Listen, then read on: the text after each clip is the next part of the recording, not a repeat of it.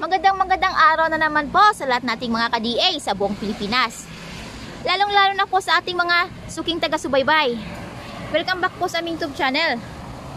Sa mga baguhan po at hindi pa po nakapag-subscribe sa aming YouTube channel, paki-like, share, and subscribe sa aming YouTube channel.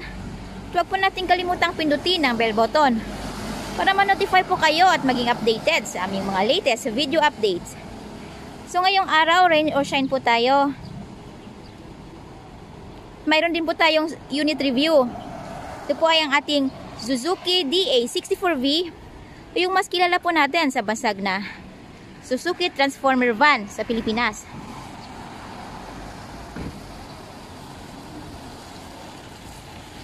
Ito po ay mayroong 660cc, 12 bulbs, Q6A engine, at naka-hub cover lang po siya at mayroon po siyang carrier.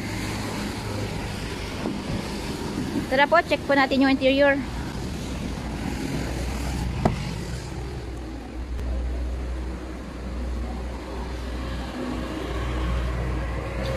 Siyempre po ang ating brand new upholstery with diamond design, brand new ceiling,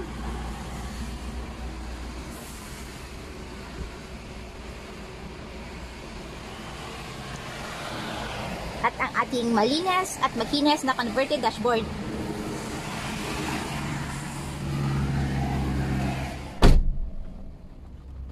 Ito po kanyang glove box. Aircon po ang ating unit. Start po natin.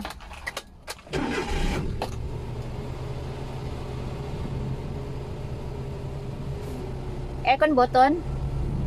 At ang ating LCD touchscreen. With back camera din po ito.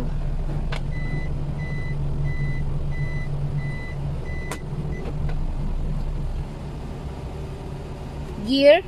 Automatic transmission po ang ating unit. Aircon adjustment. So makikita po natin, maririnig din natin na napakalakas po ng aircon. At ang ating charger socket, ashtray. Ito po yung button ng fog lamp. Headlight adjustment. Mayroon din po siyang lagayan dito. Foot brake.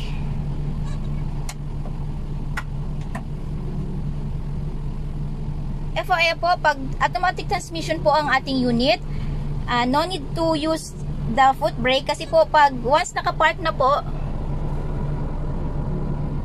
yung ating unit, automatically po hindi na po siya tatakbo, unlike po dun sa ating manual transmission. Kung nakasanayan po natin gamitin ang ating foot brake, wag po natin kalimutan na i-release po ito dahil maaari pong sirain ito ang ating transmission at ang ating makina.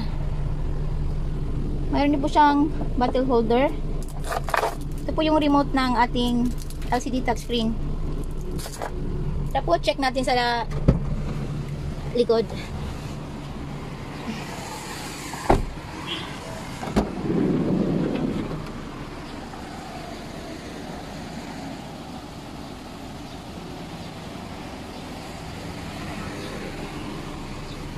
Foldable po yung ating seat. Ito po yung kanyang hihilain lang po natin ito. Then, mapo-fold na po yung ating seat. Child's lock. Lock, unlock.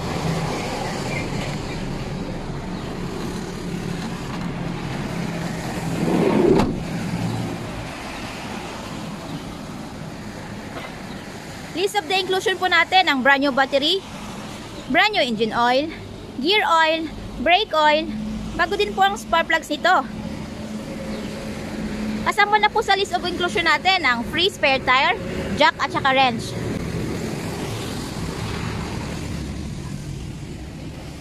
Check po natin yung compartment area.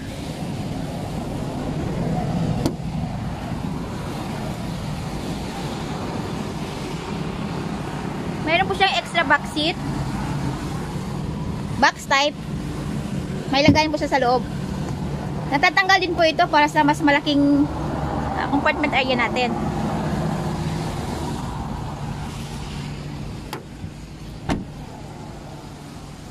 Available po tayo sa made-to-order basis. We require as low as 25,000 pesos na down payment para po masimulan namin ang inyong mga unit.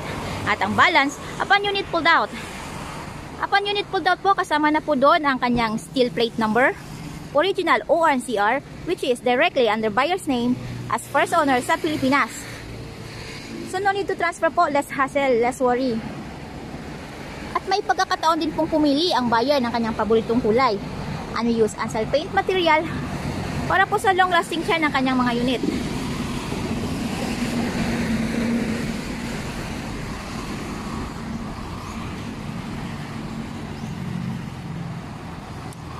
So ano po pong hinihintay natin? Come and visit us at Kilometer 11, Catalunan Pequeño, Davao City. Maaari din po ninyo kaming kontakin through our Facebook page, Raihan Megdudosya Trading, at RNR Surplus Multicabs and Truck. Maaari din po ninyong tawagan ang mga numero na nasa inyong mga screen. Tara po, subukan natin.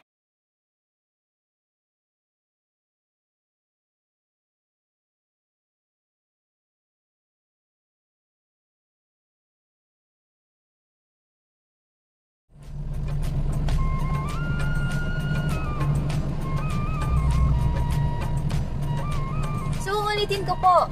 Please watch, share, and subscribe sa aming YouTube channel, Multicab TV. Magkita-kita po tayo ulit para sa ating panibagong surplus unit review. From same place, same channel. Stay tuned lang po tayo. Maraming salamat po. Ingat po tayo lagi.